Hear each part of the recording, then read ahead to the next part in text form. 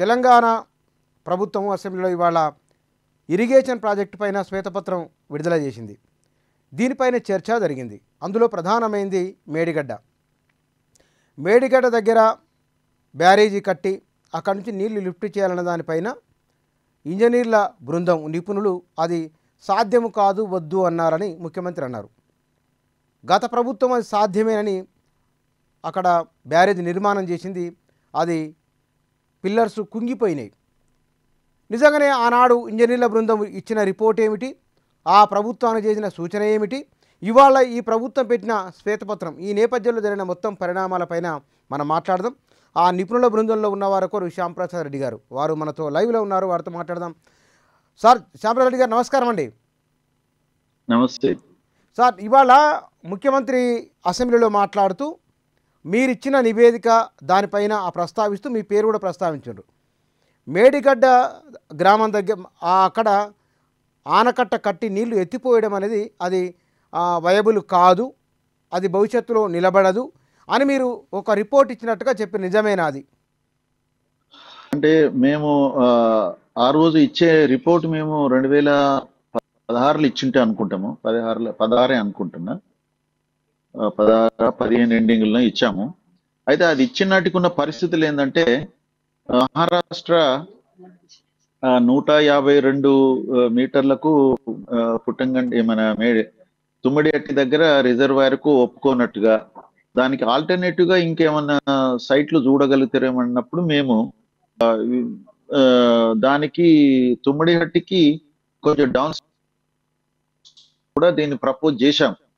అంతేగాని ఇంకా కిందికి ఉన్నటువంటి మేడిగడ్డ అవసరం లేదన్నట్టుగా మేము ఆ రోజు చెప్పడం అయితే జరిగింది.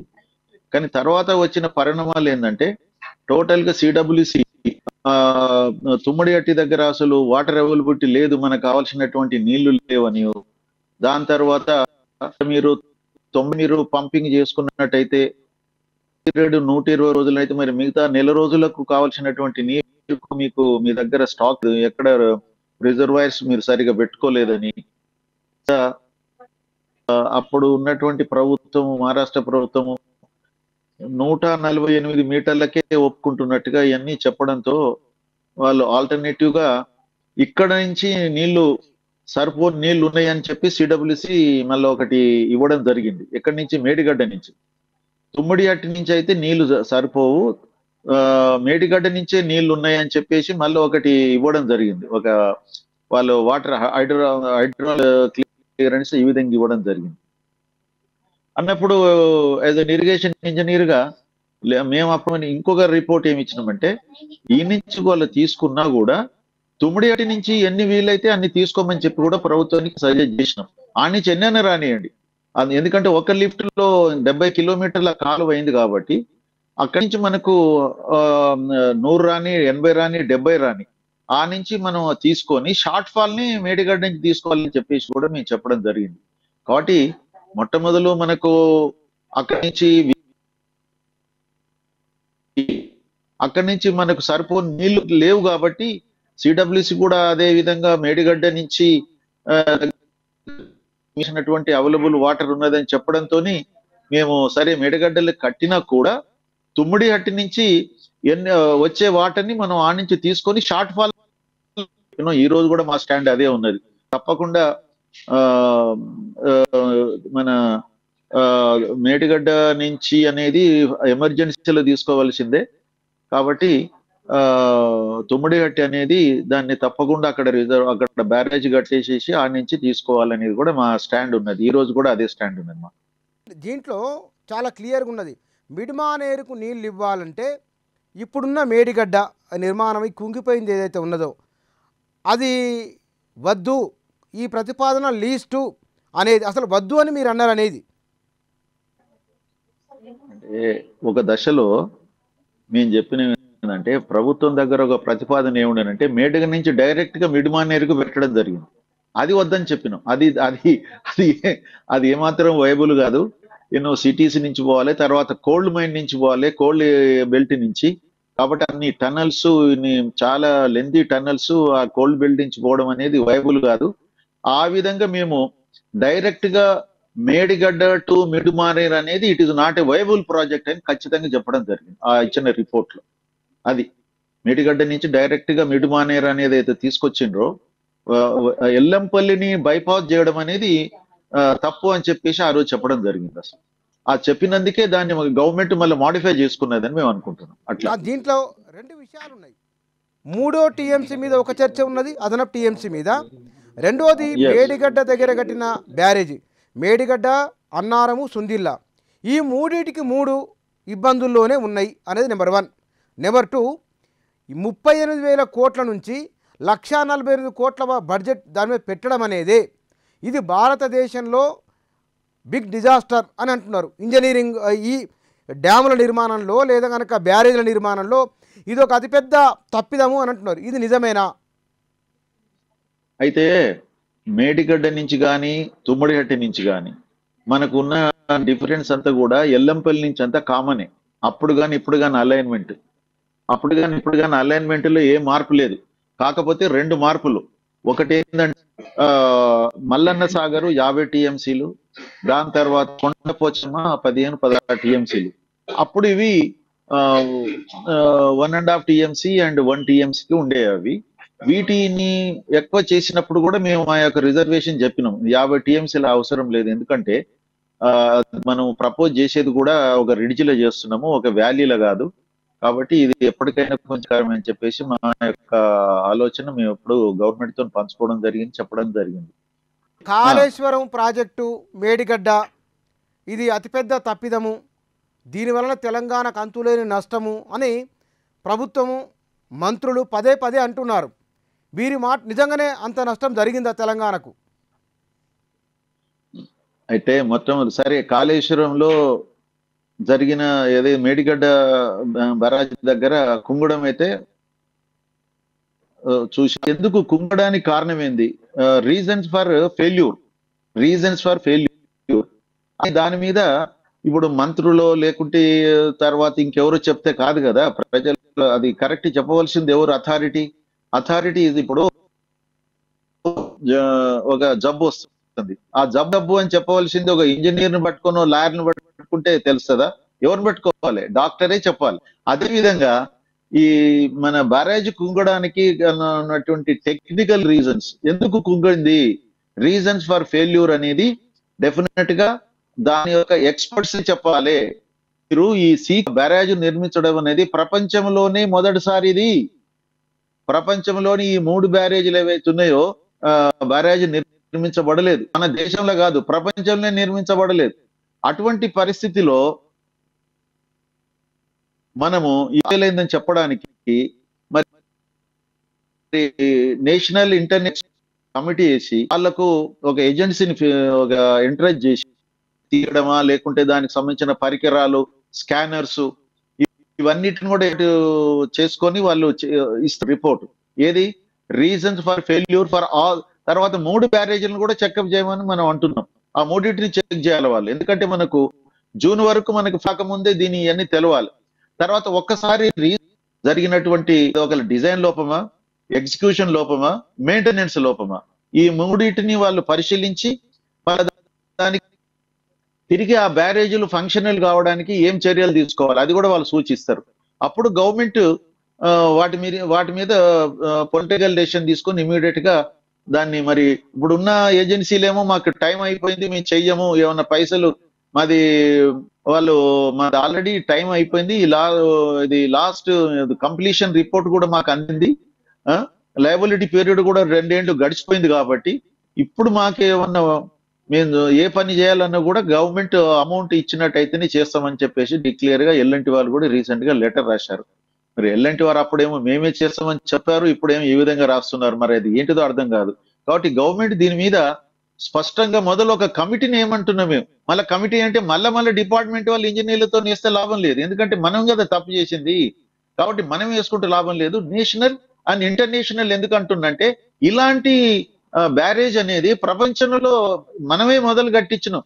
ఇక్కడ ఎప్పుడైతే అడాప్ట్ చేస్తున్నామో దానికి మోడల్ స్టడీస్ లేకుండా చేయడం జరిగింది. అది కొంత మరి వాళ్ళ మీద ఉన్న ప్రెషర్సా ఏందో తెలియదు, కానీ ఒక ఒక కొత్తది ఏదైతే ఏర్పరచును, కొత్తది కాదు, రెగ్యులర్ దానికి కూడా మోడల్ స్టడీ చేయాల్సి వస్తుంది బ్యారేజీలకు నిర్మించేటప్పుడు, అదే డిజైన్ ఇచ్చేటప్పుడు. ఆ మాడిస్ లో వచ్చినటువంటి రిపోర్ట్ ఆధారంగా వీళ్ళు ఆ డిజైన్ లో డిజైన్ ఇస్తుంటారు. జనరల్ గా ఒకటి ఏం చేస్తారంటే మన డిజైన్ వింగ్ వాళ్ళు ఒక బ్యారేజ్ కట్టాలనుకుంటున్నాము, ఎస్టిమేట్ పర్పస్ కు వాళ్ళు ఒకటి ఇస్తారండి, ఒక drawing, just for estimate tender పిలుచుకోవడానికి. కానీ వర్కింగ్ డ్రాయింగ్ అనేది అగ్రిమెంట్ అయిన తర్వాత, వర్కింగ్ డ్రాయింగ్ అనేది పర్ఫెక్ట్ గా అన్ని వాళ్ళకు సమకూరిన తర్వాత, ఏది మోడల్ స్టడీస్ యొక్క రిజల్ట్స్, తర్వాత అండర్ గ్రౌండ్ మన సబ్ సర్ఫేస్ స్ట్రాటా యొక్క రిజల్ట్స్, ఇవన్నీ చేరిన తర్వాత అప్పుడు వాళ్ళు దాన్ని వర్కింగ్ డ్రాయింగ్ ఇస్తారు. దాని మార్పులు ఉంటాయి, మొదలు ఇచ్చిన ఎస్టిమేట్ పర్పస్ కి ఇచ్చిన డ్రాయింగ్ కు వర్కింగ్ డ్రాయింగ్ కు. కానీ వీళ్ళు ఇచ్చిందే దాని ప్రకారంగా కట్టేసినామని వీళ్ళు చెప్తున్నారు. మరి ఎక్కడ మోడల్ స్టడీస్ అయినాయి, ప్రాపర్ గా అక్కడ సబ్ సర్ఫేస్ స్ట్రాటా ఎక్స్ప్లోర్ చేయగలిగినరా లేదా అనేది సరిగా రికార్డ్స్ లేవని చెప్పేసి మనకి ఈ రోజు ఏది నేషనల్ డ్యామ్ సేఫ్టీ అథారిటీ వాళ్ళు కూడా కొంత కామెంట్ చేయడం జరిగింది. కాబట్టి ఈ నేపథ్యంలో మేము ఒక ఇంజనీర్ గా, ఒక రిటైర్డ్ ఇంజనీర్ అసోసియేషన్ ప్రెసిడెంట్ గా మేము చెప్పేది ఏంటంటే, ప్రభుత్వానికి మొట్టమొదలు ఒక ఎక్స్పర్ట్స్ కమిటీని వేసి నేషనల్ ఇంటర్నేషనల్, అందులో ఇంటర్నేషనల్ ఎక్స్పర్ట్స్ కూడా ఒకరిద్దరు తీసుకొని వాళ్ళకు వదిలేయాలి కంప్లీట్ గా రీజన్స్ ఫర్ ఫెయిల్యూర్ అండ్ దీనికి మళ్ళా రీకన్స్ట్రక్షన్ కు మళ్ళీ వాళ్ళు చేసేటువంటి రికమెండేషన్స్, ఆ ప్రకారంగా మనం యాక్ట్ కావాలి. అంతేగాని ఇప్పుడు విజిలెన్స్ వాళ్ళ రిపోర్ట్ ఎట్లా మనం చేస్తాం, అందులో ఏం టెక్నికల్ గా ఎవరు ఉంటారంటే ఒక ఎగ్జిక్యూటివ్ ఇంజనీర్, ఎస్సీ లెవెల్, వాళ్ళు ఏమైనా రికార్డు ప్రకారంగా ఉన్నదాన్ని చూసి రిపోర్ట్ ఇవ్వాల్సిందే కానీ టోటల్ గా వాళ్ళు కిందికి వెళ్ళి చూడలేదు కదా, ఏది కూడా ఎవరు చూడలేదు ఇంతవరకు. కాబట్టి బుచ్చన్న గారు నేను ఏమంటున్నంటే, ఇది ఒక నేషనల్ లెవెల్ అని ఇది ఒక పెద్ద చర్చకు వచ్చినటువంటి అంశం కాబట్టి దీనికి నేషనల్ ఇంటర్నేషనల్ ఒక ఎక్స్పర్ట్స్ తో కమిటీ వేసినట్టయితే అందరికి పనికొస్తుంది. ఇది ముందు భవిష్యత్తు వాళ్ళకు కూడా పనికొచ్చే అవకాశం ఉన్నది. కానీ సార్, ఈ కాగ్ రిపోర్టు నిన్ననే వచ్చింది. అందులో చెప్పింది ₹1.5 ఖర్చు పెడితే 50 పైసలు మాత్రమే దీని వలన ప్రయోజనం ఉన్నది. కాబట్టి ఈ ప్రాజెక్టు అనేది వయబుల్ కానప్పటికీ ఎందుకు తీసుకున్నారు దీనని కాగ్ రిపోర్ట్ కూడా వచ్చింది. క్లియరెన్స్ ఇచ్చింది ఈ ప్రాజెక్ట్ కు. ఇప్పుడు వాళ్ళు కూడా ప్రాజెక్ట్ కాస్ట్ రేషియో అన్ని చూసిన తర్వాత వయబిలిటీ అని ఇచ్చినటువంటి 16 అది కూడా ఒకటి ఉన్నది. అంటే వాళ్ళు ఏమంటున్నారు, మీరు ఇచ్చినటువంటి డిపిఆర్ ప్రకారంగా ఉన్నది. కానీ ఇంకోటి మీకు ఒకటి తెలుసుకోవాలి బుచ్చన్న గారు, మనం ఇచ్చినట్టు ఈ రోజు తెలంగాణలో ఏ లిఫ్ట్ స్కీమ్ కూడా మనము మన ప్యాడీకి డిజైన్ చేయలేదు. ఏ లిఫ్ట్ స్కీమ్ కూడా, అన్నిట్లో కూడా మనం ఓన్లీ ఖరీఫ్ లో ఐడి క్రాప్స్ ని మనం డిజైన్ చేసినాం, అట్లయితేనే వయబిలిటీ వస్తుంది.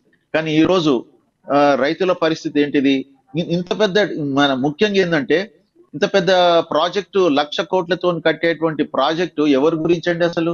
కాంట్రాక్టర్ల గురించా, డిపార్ట్మెంట్ ఇంజనీర్ల గురించా, మా చదువులు మా ఉద్యోగాల గురించా? కాదు కదా.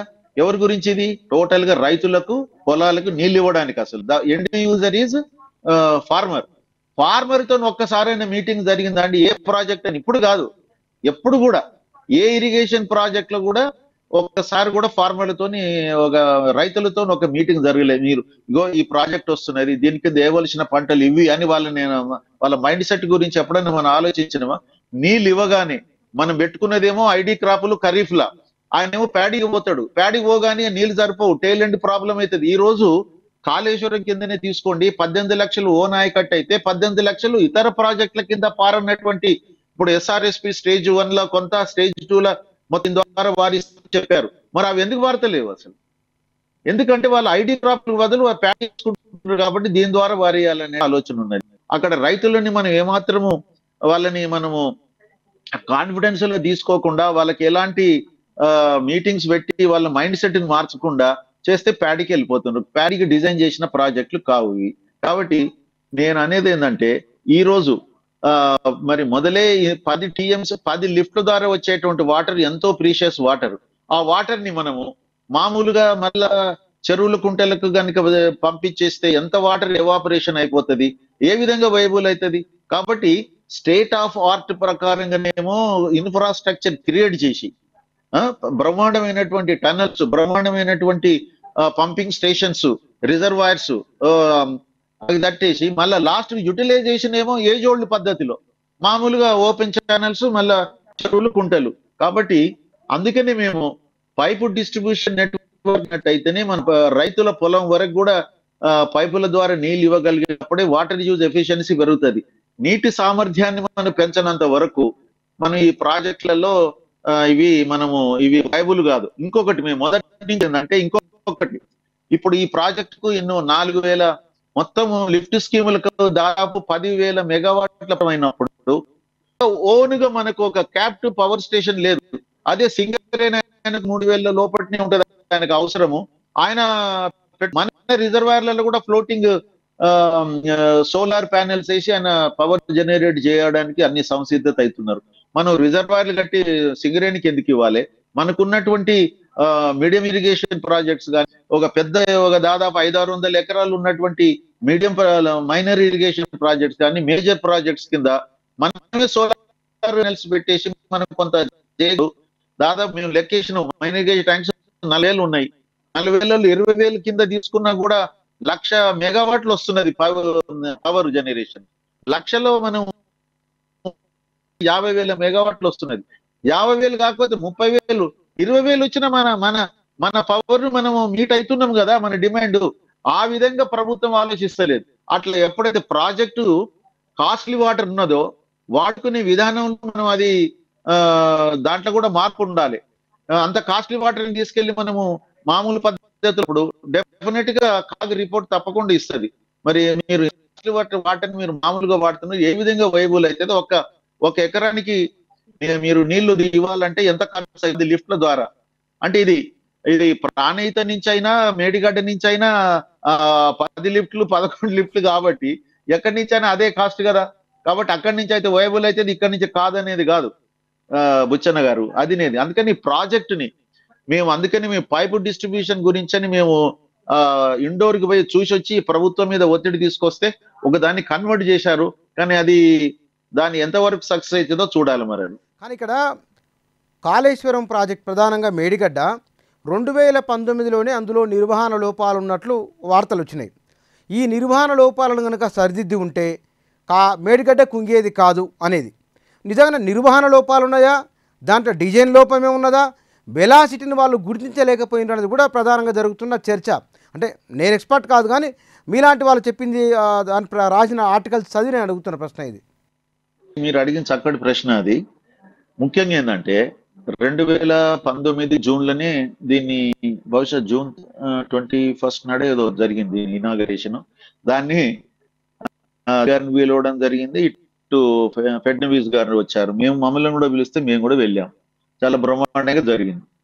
ఆ సంవత్సరం వచ్చిన ఫ్లడ్స్ కే ఈ 3 బ్యారేజీల కింద ఉన్నటువంటి అప్రాన్స్ బ్లాక్స్ డిస్టర్బ్ అయిపోయినాయి. ఎందుకు అయిపోయినాయి అంటే, ఇక్కడ జరిగిన ఒక విధానం ఏంటంటే, అక్కడ ఉన్నటువంటి రిజర్వాయర్లని బ్యారేజీ లెక్క నిర్మించి దాన్ని ఒక రిజర్వాయర్ లెక్క దాన్ని వాడడం జరిగింది. జనరల్ గా బ్యారేజ్ అంటే బుచ్చన్న మీకు తెలుసు కదా, ఒక 2-3 టీఎంసీల కంటే ఎక్కువ కెపాసిటీ ఉండదు. మనకు వాటర్ అవైలబిలిటీ అనేది మన పంట కాలం మొత్తం కనుక అవైలబుల్గా ఉన్నప్పుడు మనము స్టోర్ చేసుకోవాల్సిన అవసరం ఏమున్నది? ఇంట్లో మనకు ట్యాప్ 24 గంటలు వస్తుంటే ఎవరన్నా బ్యారెల్లా డ్రమ్ములల్లా నీళ్లు పట్టుకుంటాం? అవసరం లేదు కదా. ఎప్పుడు ట్యాప్ తిప్పితే నీళ్ళు వచ్చేనే, మనం స్టోరేజ్ పెట్టాం అసలు. కాబట్టి అదే విధంగా ఇక్కడ కూడా మనకు పంట కాలం అంటే ఒక 3 నెలలు 4 నెలలు మనకు కావలసిన నీరు అక్కడి నుంచి వస్తున్నప్పుడు ఓన్లీ డైవర్షన్ చేయడానికి ఇటు రైట్ కెనాలు కాలువలు తీసి దాని నుంచి ఇవ్వడానికనే బ్యారేజీలు కట్టారు. అదే విధంగా ఇప్పుడు ఈ రోజు ప్రకాశం బ్యారేజ్ కానీ, సర్ ఆర్థర్ కాటన్ కట్టించిన ఆనాటి ఆనకట్ట కానీ, ఇప్పుడు ధవళేశ్వరం ఆనకట్ట కానీ, ఇవన్నీ కూడా మన ఇది కేసీ కెనాల్కు ఉన్నటువంటి తుంగభద్ర బ్యారేజ్ కూడా ఆ విధంగా డైవర్షన్ స్ట్రక్చర్స్ బ్యారేజ్ అంటే. కానీ మనం ఏం చేశాము, మనము దీన్ని బరాజ్ లెక్క కట్టి అందులో 16 టీఎంసీల వాటర్ని మనం స్టోర్ చేస్తున్నాం. 16 టీఎంసీలు అన్నప్పుడు ఒక 12-13 మీటర్ల కాలం, వాటర్ కాలం ఉంటుంది. అయితే జనరల్ గా బ్యారేజీలలో నీళ్ళు ఎప్పుడు నిలుపుతారంటే వర్షాకాలంలో దాన్ని పోనిస్తుంటారు అన్నట్టు. ఎందుకంటే అవసరం, వర్షమే పడుతున్నది, అప్పుడు దాన్ని స్టోర్ చేయరు. రిసీడింగ్ టైంలో అంటే వర్షాలు బంద్ అయ్యే టైంలో దాన్ని నింపి పెడతారు అన్నట్టు. అయితే ఇప్పుడు మనం ఇక్కడ ఏం చేశారు, మొట్టమొదటి వచ్చిన వర్షాలకే అన్ని బ్యారేజీలు నింపేయడం, దాని తర్వాత ఇంకా వచ్చిన పైనుంచి వచ్చిన ఫ్లో పోవడాన్ని అప్పుడు బ్యారేజ్ గేట్లు కొంచెం అంతా తెరవడం. కొంచెం తెరవడానికి ఏమైందంటే 2019 జూన్లో ఆ విధంగా నిండిన తర్వాత, బ్యారేజీలు నిండిన తర్వాత ఇంకా ఎక్స్ట్రా వచ్చిన వాటర్ని పోవడానికని వీళ్ళు బ్యారేజ్ని మొత్తం ఓపెన్ చేసేటప్పటికి కింద అప్రాన్ ఏదైతే డౌన్ స్ట్రీమ్ అప్రాన్, అక్కడ ఉన్నటువంటి ఆ డిజైన్ అన్ని కూడా దాని వెలాసిటీ 5 మీటర్లు, ఒక సెకండ్ కు 5 మీటర్ల వెలాసిటీకే డిజైన్ చేయబడ్డది అది. ఎందుకంటే బ్యారేజ్ లెక్క వీళ్ళు ఆపరేట్ చేస్తారనుకొని వాళ్ళు డిజైన్ ఇచ్చారు.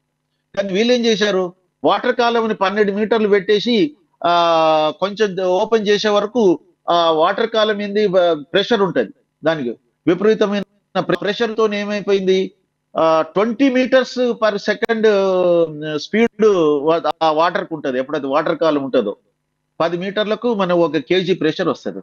అంత ప్రెషర్ వాటర్ పోయే వరకు అది ఉంటుంది. అసలు డిజైన్ చేసిన 5 మీటర్ల వెలాసిటీకి వచ్చింది 22 వచ్చిందట. కాబట్టి అది మొదటి సీజన్లోనే పోయింది. మరి సీజన్ తర్వాత ఇమ్మీడియట్ గా మరి నెక్స్ట్ సీజన్ వరకు దాన్ని ఎండాకాలంలో బాగా చేసుకోవాలి కదా. 2019 రైనీ సీజన్ లో అయింది.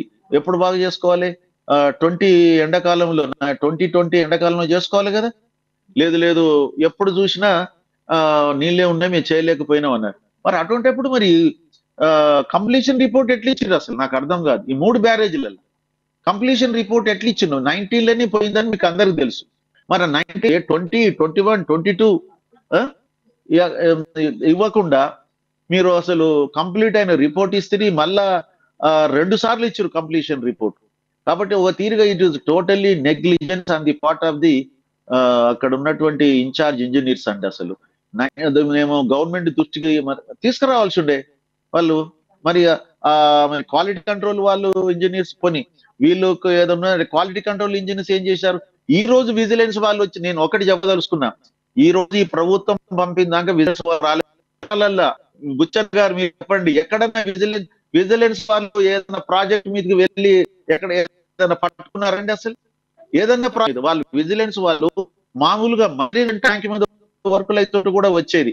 మా రిజర్వాయర్ మీదకి వాళ్ళు 2 సార్లు వచ్చారు, 4 ఏళ్లలో 2 times వచ్చారు వాళ్ళు. అటువంటిది ఇంత పెద్ద ప్రాజెక్టు, ఇన్ని వేల కోట్లతో కడుతున్న ప్రాజెక్ట్ దగ్గరికి విజిలెన్స్ వాళ్ళు ఒక్క విజిట్ కూడా లేదు ఈ 10 సంవత్సరాలు.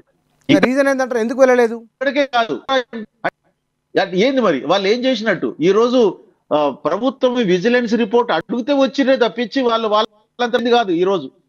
కాబట్టి ఒక తీరుగా విజిలెన్స్ కూడా తమ యొక్క నడుస్తున్నప్పుడు ఏమైనా తెలిస్తే ఎవరినైనా రెక్టిఫై చేసుకోగలుగుతారు. అన్ని కంప్లీట్ ఈ రోజు వచ్చి ఇది లేదు అది బాలేదు, ఏంది నువ్వు ఏంటి, what is your stand status ఏంది అసలు? ఎవరు కూడా మనకి ఇంకోటి క్వాలిటీ కంట్రోల్ వాళ్ళు ఉంటారు, విజిలెన్స్ ఉంటారు, ఎవరు కూడా తమ విధులని నిర్వర్తించలేదని కదా. మరి దేనికి నిర్వర్తించలేదు? ప్రభుత్వం వద్దన కూడా సైట్లకు పోయిందా? మరి ఎందుకు సైట్కి పోవద్దంటే మీరు ఎందుకు ఆగిండ్రు? మీ స్వార్థానికి మీరు పోలేదు. నాకు బాధ అవుతున్నది, ఎందుకంటే 10 సంవత్సరాల తర్వాత ఈ రోజు విజిలెన్స్ వాళ్ళు వచ్చేసి అన్ని తప్పులు పట్టుడంటే ఏందండి? అంతకుముందు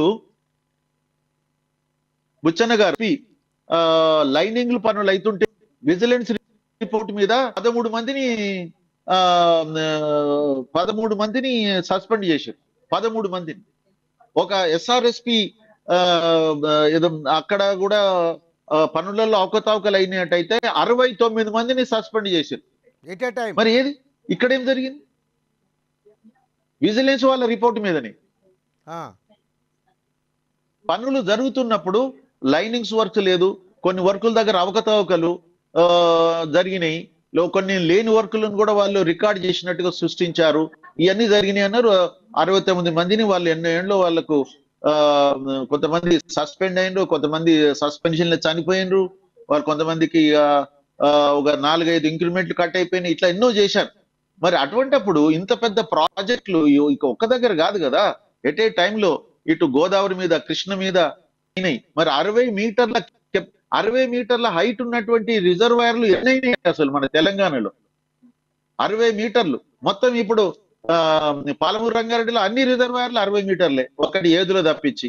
తర్వాత ఇక్కడ కూడా అన్ని దాదాపు 60 మీటర్లు ఇప్పుడు మల్లన సాగరు, కొండపోచమ్మలు. What is this? ఎప్పుడన్నా విజిలెన్స్ రిపోర్ట్ ఏమన్నా వచ్చిందా? రాలేదు. సార్ ఇప్పుడు మీరు అన్న దాని ప్రకారము ఇవాళ ఒట్టెం రిజర్వాయర్ ఏ నది లేదు, ఏ వాగు ఆధారంగా లేకుండా అది నిర్మాణం అయింది. ఏదుల కూడా అట్లాగే నిర్మాణం అయింది. తర్వాత కరివెన దగ్గర కూడా అట్లాగే నిర్మాణం అవుతున్నది. నార్లాపూర్ కూడా ఏ రిజర్వాయర్ లేదు, అక్కడ అట్లాగే నిర్మాణం అవుతున్నది. ఇవి కూడా మరి ఏ ఇబ్బందులు ఉంటాయా భవిష్యత్తులో? ఏమిటి వాటి పరిస్థితి ఏమిటి వాటిది? అవన్నీ సురక్షితంగా ఉండాలని కోరుకోవడం తప్పించి ఇంకోటి ఏం లేదు. కాకపోతే విజిలెంట్ గా ఉండాలి. అక్కడ ఇన్ఛార్జ్ ఎవరైతే ఉన్నారో they must be more vigilant. ఎప్పుడే కానీ దాని ఇన్స్పెక్షన్స్, డ్యామ్ సేఫ్టీ వాళ్ళు రెగ్యులర్ గా ఇన్స్పెక్ట్ చేయడము, ఏదైనా వచ్చినట్టయితే ఎమ్మడే రెక్టిఫై చేసుకోవడము, ఏదైనా ఎక్కడైనా కుంగినట్టు కావడం, అది కావడం అయినట్టయితే ఇమ్మీడియట్ గా దాన్ని రెక్టిఫై చేసుకోవడం జరుగుతుంది. ఆ విధంగా చేసుకోకపోతే మటుకు అదొక కెటాస్ట్రఫే కాదు, పెద్ద ఊర్లు పరిస్థితి ఉన్నది. యూజువల్లీ మనం కాకపోతే ఏంటంటే అవి 8 టీఎంసీలు 10 టీఎంసీలు 15 టీఎంసీలే కానీ ఇక్కడ లెక్క మల్లన్న సాగర్ లాంటి 50 టీఎంసీలు అనేది అదొక ఎప్పుడే కానీ అది దాన్ని చాలా ఎందుకంటే మనం రిడ్జి పాయింట్ లో పెట్టుకొని దాన్ని కట్టుకున్నాం కాబట్టి కొంచెం చాలా జాగ్రత్తగా ఉండాల్సిన అవసరం అయితే ఉంటుంది. మరి చెప్పండి. గత ప్రభుత్వానికి మీరు చేసిన సూచనలు, మీ సలహాలను పట్టించుకున్నదా ప్రభుత్వం? అంటే మేము మా సలహాలు చాలా వరకు కొంత పట్టించుకోవడం వల్లనే కొన్ని మార్పులు జరిగినాయి. ఎక్కడ లేదో అంటే పట్టించుకున్నట్లే.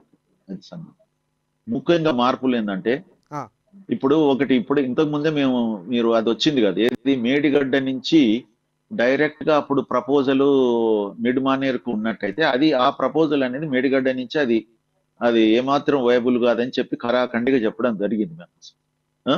తర్వాత మేము సూచించిన దగ్గర చేయలేదు. మళ్ళీ సిడబ్ల్యూసి అక్కడ నీళ్ళు లేవు, ఇక్కడ ఉన్నాయని అది చెప్పింది సిడబ్ల్యూసి. అప్పుడు ఏమంటాం చెప్పండి? అక్కడ నీళ్ళు లేవు అన్నారు కాబట్టి ఇక్కడ ఉన్నాయి అన్నారు. కాబట్టి ఇక్కడి నుంచి అయినా మీరు దాని ప్రకారంగా ఎల్లంపల్లిని వాడుకుంటూ మీరు తీసుకుపోండి అని ఖచ్చితంగా చెప్పినాను. అది ఎల్లంపల్లిని బైపాస్ చేయడానికి వీలు లేదు. అది ఇప్పుడు కాంగ్రెస్ వాళ్ళు చెప్తున్నది తుమ్మిడిహట్టు నుంచే నీళ్లు తీసుకొని వస్తాము, అది ఇన్ని వేల కోట్ల రూపాయల లక్షల కోట్లు ఖర్చు పెట్టము, తుమ్మిడిహట్టే జీవనాడి అని వీళ్ళు అంటున్నారు. అది ఎంతవరకు సాధ్యం? ఇంతవరకు ఇక్కడ ఇంత దాకా తీసుకొచ్చినాము, అక్కడ నీళ్లు లేవు. తర్వాత అవతల పక్కన బర్డ్ శాంక్చురీ ఉంది, అంటే వన్యప్రాణి సంరక్షణ కేంద్రం అవతల పక్కన ఉంది. అటవీ భూములు మునిగిపోతున్నాయి. ఆ భూములు ముంచుకోవడానికి మహారాష్ట్ర సిద్ధంగా లేదు. 48 మీటర్ల ఎత్తుతోని తుమ్మిడిహట్టు నుంచి నీళ్లు తీసుకొని వచ్చి చేవెళ్ల వరకు నీళ్లు తీసుకొని రాగలమా? ఇది సాధ్యమా? చూడండి, అక్కడ మనకు వాళ్ళే చెప్పారు అన్ని నీళ్ళు అక్కడ అవైలబుల్ కాదని. అందుకని మనం చేసిన సజెషన్ ఏంటంటే, ఇప్పుడు మనకు ఏ ప్రాజెక్టుకు లేని విశిష్టత ఈ ప్రాజెక్టుకి ఎందుకున్నదంటే బుచ్చన్న గారు ఏ ప్రాజెక్టు లేని విశిష్టత ఈ ప్రాజెక్ట్కి ఏంటంటే, ఏ లిఫ్ట్ స్కీమ్ అయినా కూడా ఒకటే సోర్స్ నుంచి ఉంటాయి వాటర్. అక్కడి నుంచే first lift, second lift, third lift. ఇప్పుడు మన కల్వకుర్తికి ఎట్లున్నదో, భీమాకి ఎట్లున్నదో, అట్లనే నెట్టంపాడికి ఎట్లున్నదో ఇట్లనే ఉన్నాయి కదా, 1, 2, 3. ఆ విధంగా దీనికి ఆ విధంగా లేదు. దీనికి 3 ప్లేసుల నుంచి వాటర్ వస్తుంది. దీనికి ఒకటి ఏమో ఫస్ట్ వచ్చేది మిడ్ మానేర్ నుంచి, ఏది మన ఎస్ఆర్ఎస్ లెవెల్ కెనాల్ నుంచి, ఫ్లడ్ ఫ్లో కెనాల్ నుంచి డైరెక్ట్ గా మిడ్ మానేర్ కు నీళ్లు వస్తాయి. అది 25 టీఎంసీల కెపాసిటీ రిజర్వాయర్ సోర్స్. మనకు ఆయకట్టు కూడా ఉన్నది. మిడ్ మానేరు తర్వాతనే ఆయకట్టు ఉన్నది దీనికి, ఏది మన కాళేశ్వరం ఆయకట్టు. అదే విధంగా రెండో సోర్సు ఎల్లంపల్లి నుంచి ఉన్నది. ఎల్లంపల్లికి ఏంటంటే అటు కడెం నుంచి నీళ్ళు వస్తాయి, స్వర్ణ నుంచి వస్తాయి, తర్వాత ఎస్ఆర్ఎస్పి నుంచి వస్తాయి వాటర్. కాబట్టి ఎల్లంపల్లికి రెండో సోర్సు.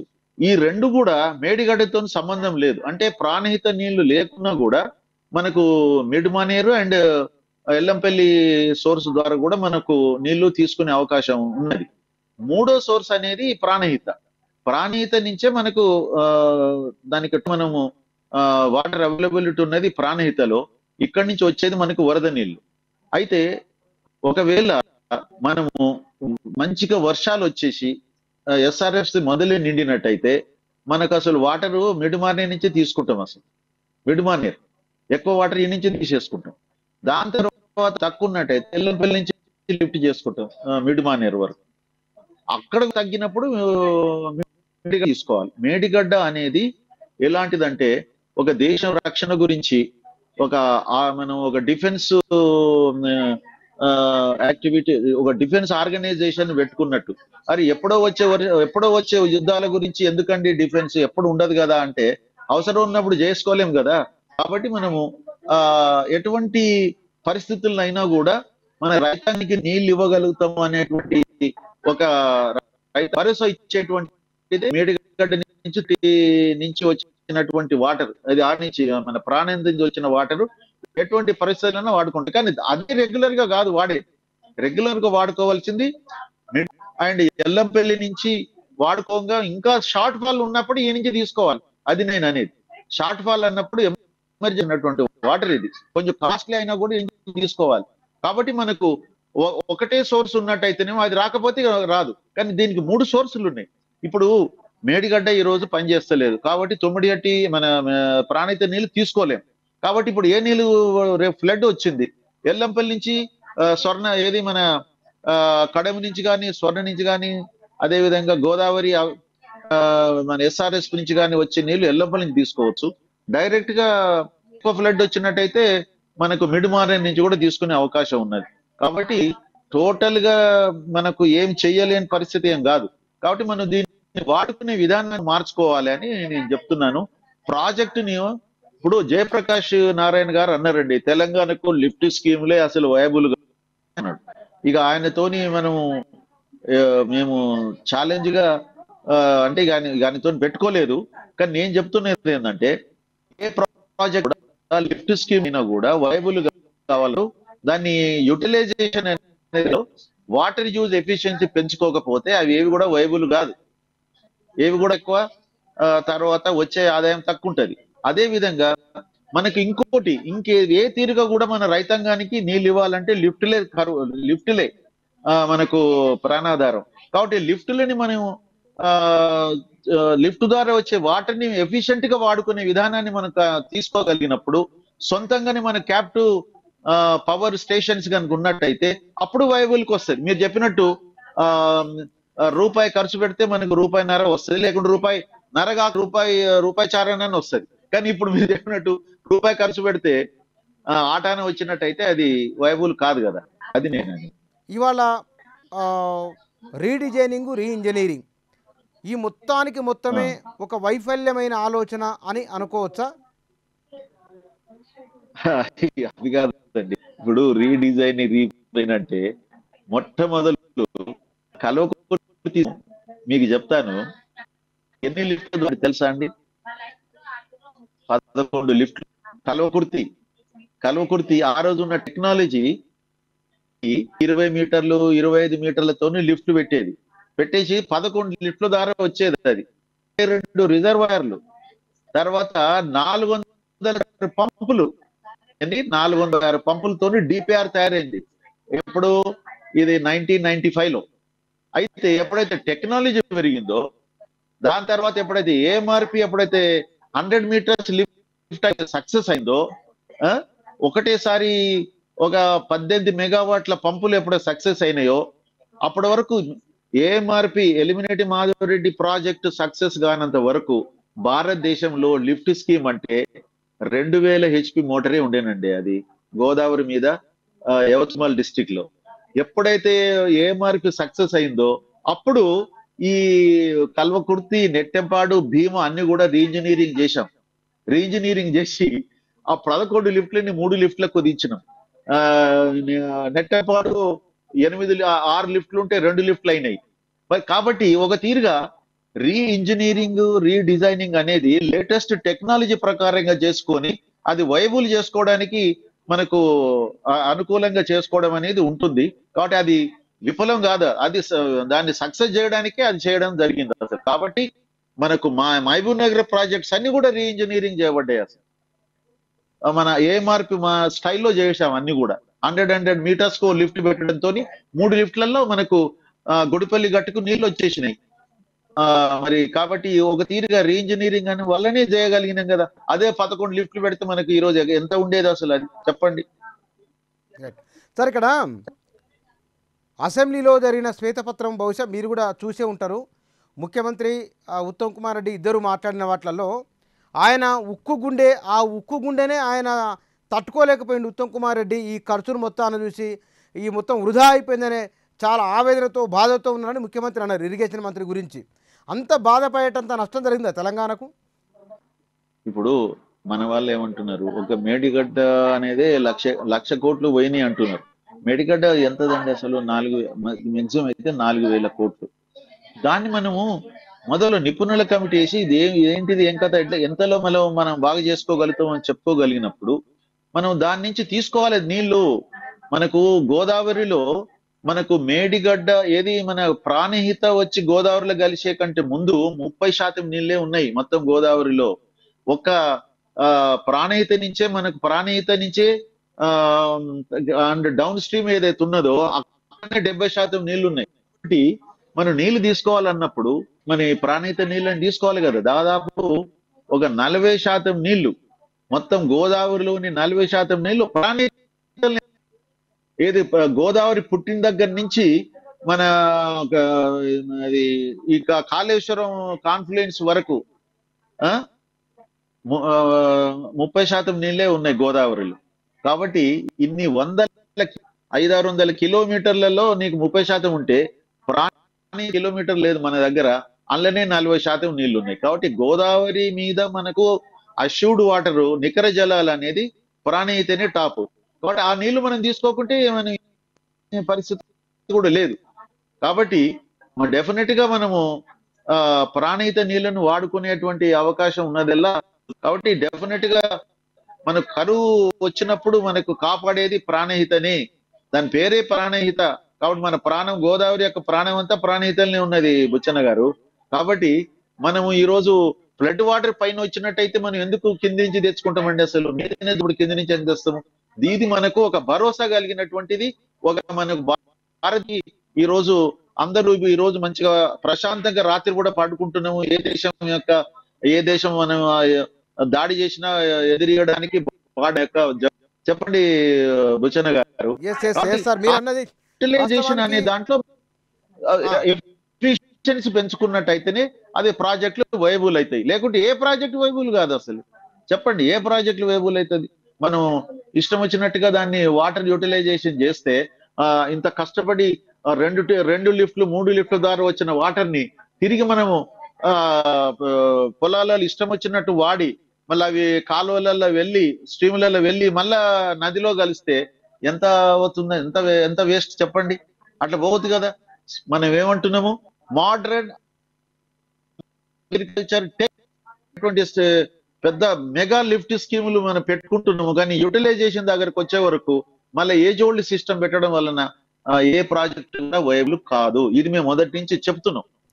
సార్, ఇవాళ అసెంబ్లీ కేంద్రంగా జరిగిన ఒక చర్చ, వాస్తవానికి మనకు 2023 నవంబర్ నుంచే కాళేశ్వరం మీద, ఇరిగేషన్ సెక్టార్ మీదనే ఒక విస్తృతమైన చర్చ జరుగుతూ వస్తున్నది. ఇప్పుడు అసెంబ్లీలో వరుసగా శ్వేతపత్రాలు పెట్టడము, విద్యుత్ పైన, తర్వాత ఆర్థిక రంగం పైన, ఇతరత్రా పెట్టుకు ఇవాళ ఇరిగేషన్ పైన కూడా వచ్చింది. సాగునీటి రంగంలో గడిచిన 10 ఏళ్ల కాలం తెలంగాణకు ఒక అద్భుతమైన భవిష్యత్తును వేసిందా? తెలంగాణ భవిష్యత్తును అంధకారం చేసిందా? ఈ ప్రభుత్వం నిజంగా సరిచేయడానికి కష్టంతో నష్టంతో కూడుకున్న పని? తెలంగాణ ప్రజలపైన నిజంగానే మోయలేని భారాలు పడినాయా? ఏమిటి, ఎట్లా అర్థం చేసుకోవాలి? సరే, నేను ఒక ఇరిగేషన్ ఇంజనీర్గా లేకుంటే ఒక రిటైర్డ్ అసోసియేషన్ ప్రెసిడెంట్గా చెప్పేది ఏంటంటే, మా తెలంగాణ ఉద్యమ కాలంలో కానీ తెలంగాణ వచ్చినప్పుడు కానీ అప్పుడు ప్రభుత్వం మాతో చెప్పింది ఏంటంటే,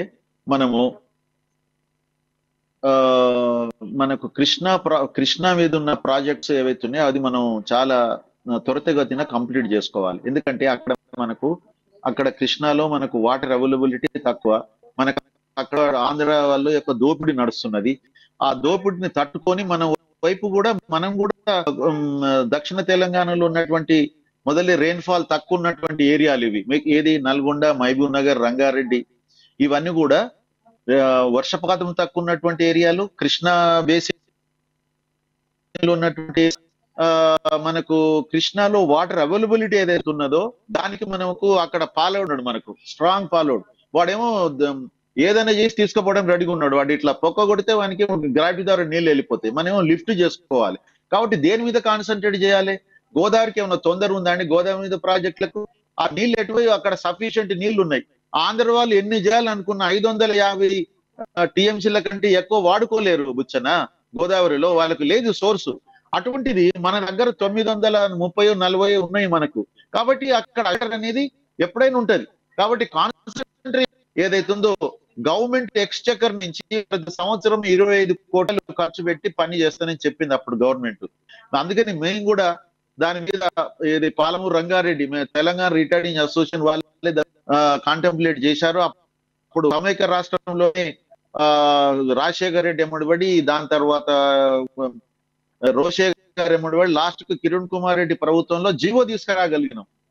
చాలా గర్వంగా చెప్పగలుగుతున్నాం. మేము 8/8/2013 రోజు ఆ జీవో వచ్చింది. ఆ జీవోలో ఏం చెప్పి 10 లక్షల ఎకరాలకు 70 టీఎంసీలు తీసుకొని రోజు 2 టీఎంసీల ప్రకారంగా మీరు వాటర్ ని మీరు బై అడాప్టింగ్ అగ్రికల్చర్ టెక్నిక్స్ అని చెప్తే ఆ విధంగా ఇచ్చింది వచ్చింది. దాని మీద కాన్సెప్ట్ ఇమీడియట్ గా తెలంగాణ వచ్చిన తర్వాత అది డిండి రాజశేఖర రెడ్డి గారే దానికి సర్వేలకు ఇచ్చినా కూడా దాని డిపిఆర్ తెలంగాణ వచ్చిందాక వాళ్ళు తయారు చేయలేదు. తెలంగాణ వచ్చిన తర్వాత దాన్ని కూడా ఇమీడియట్ గా డిపిఆర్ తయారు చేసి దానికి కూడా 2015 జూన్ లో గ్రౌండ్లు అయినాయి. 2 కూడా 10 నాడు ఒకటి, 11 నాడు ఒకటి. మేము అనుకున్నామంటే ఈ 2 ప్రాజెక్టులు కనుక కంప్లీట్ అయితే 16 లక్షల ఎకరాలు మన నల్గొండ, మహబూబ్ నగర్, రంగారెడ్డిలో వస్తున్నాయి కదా. మేము ఎంతో ఆశపడ్డాం. మరి తర్వాత చూస్తే 1 సంవత్సరం తర్వాత వీటి మీద కాన్సన్ట్రేషన్ పోయిందిగా. 2016 నుంచి టోటల్ గా కాళేశ్వరం వచ్చేసింది ముందుకు. కాళేశ్వరం వచ్చేసి దానికి అప్పులు అది ఎందుకంటే అష్యూర్డ్ వాటర్ కాబట్టి బ్యాంకుల నుంచి అప్పులు దొరికినాయి. ఇక అటే పడ్డది. దీని ఇంతవరకు డిండి పరిస్థితి చూస్తే ఎంత బాధాకరం అంటే అన్నిటికంటే ముందు 2007లో సమైక్య రాష్ట్రంలో దానికి సర్వేలకు అనుమతి వచ్చిన ప్రాజెక్టు తీరా చూస్తే అది ఈ రోజు వరకు డిండికి ఎక్కడి నుంచి నీళ్లు అనేది ఇంకా డిసైడ్ కాలేదు. ఎక్కడి నుంచి నీళ్లు డిండికి అనేది డిసైడ్ కాలేదు. పాలమూరు రంగారెడ్డి పరిస్థితి ఈ రోజుకు ఒక్క మోటార్ ఏదో చేసి దాన్ని మామ అనిపించిండ్రు. ఇంతవరకు 2వ మోటార్ ఆ మోటార్ ని ఏదో వరకు రావాలంటే ఇంతవరకు ఆ మధ్యలో ఉన్నటువంటి ఓపెన్ ఛానలే కంప్లీట్ కాలేదు. ఇంకెప్పుడైతుందో తెలియదు. ఈ విధంగానండి నాకు అర్థం కాదు. 2 టీఎంసీలు ఏంది అసలు 3 టీఎం అటువైపు ఏమో రోజుకు 8 టీఎంసీలు తీసుకునే విధంగా అక్రమంగా తీసుకుపోయేటువంటి రాయలసీమ ఎత్తిపోతల పథకం గాని, తెలుగంగ గాని, వాళ్ళేమో పోతిరెడ్డిపాడు ద్వారా 80 టీఎంసీలు 80,000 క్యూసెక్లకు అతను మెయిన్ కెనాల్ తయారు చేసుకొని లైనింగ్ వర్కులు చేసుకొని అదేమో రాయలసీమ ఎత్తిపోతల పథకం రోజు 3 టీఎంసీలు అంటే 36,000 క్యూసెక్ల నీళ్లకు తీసుకునే విధంగా ఆయన కంప్లీట్ చేసుకుంటుంటాడు. మన 2020లో ఇచ్చిన జీవో ప్రకారం అంటే 3 ఏళ్ళు కూడా కాలేదు, 4 ఏళ్ళు అవుతున్నది. అటువంటిప్పుడు మనం ఎప్పటి నుంచో 2007 నుంచి లేకుండా 2014-15లో స్టార్ట్ అయినాయి.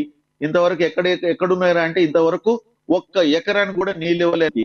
పాలమూరు రంగారెడ్డికి ఇంతవరకు డిస్ట్రిబ్యూటర్ ఒక్కడు కూడా టేకప్ చేయలేదు. ఇంతవరకు 22,000 కోట్లు ఖర్చు పెట్టినా కూడా ఎకరానికి నీళ్ళు ఇవ్వలేదు. డిండికి 2,000-3,000 కోట్లు ఖర్చు పెట్టారు. ఇంతవరకు దాన్ని కూడా ఎక్కడి నుంచి నీళ్ళు అనేది డిసైడ్ చేయలేదు. తర్వాత ఉదయ సముద్రం 1,00,000 ఎకరాలు టోటల్ గా ఫ్లోరిడ్ ప్రాంతానికి నీళ్ళు ఇచ్చేటువంటిది. నార్కట్పల్లి ఆ ఏరియా మొత్తం మునుగోడు, నార్కట్పల్లి, నకరికల్ ఏరియా ఆ ప్రాజెక్ట్ కూడా కంప్లీట్ కాలేదు. అది కావాలంటే ఎస్ఎల్బిసి టనల్ నేను ఎగ్జిక్యూటివ్ ఇంజనీర్ ఉన్నప్పుడు 2005లో స్టార్ట్ అయింది. అది ఈ రోజు బుచ్చన్న గారు మేజర్ అంటే 18 సంవత్సరాలు నిండిపోయి ఈ రోజు వరకు ఎక్కడున్నదా అంటే ఇంకా 9 కిలోమీటర్లు తీసేది ఉన్నది.